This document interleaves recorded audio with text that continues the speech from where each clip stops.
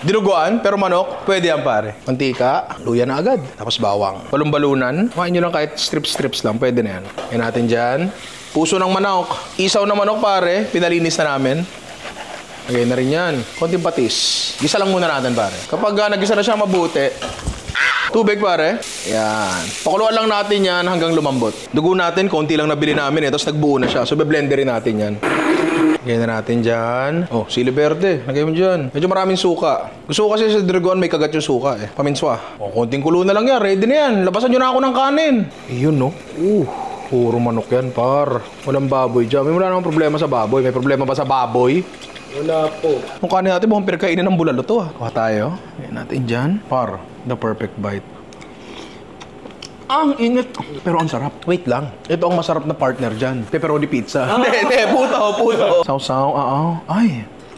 May mga taong ayaw ng puto sa dinuguan. Kasi parang nga naman sasawsaw ng tinapay sa ulam. Gets ko naman yun. Pero ako gusto ko kasi may konting tamis to. Init. Masarap siya. Ang tanging hinahanap ko lang talaga, yung taba ng baboy, yung batok ng baboy. Pero masarap pa rin ito, kunyari umiiwas ko sa baboy. Ito, iwasan mo.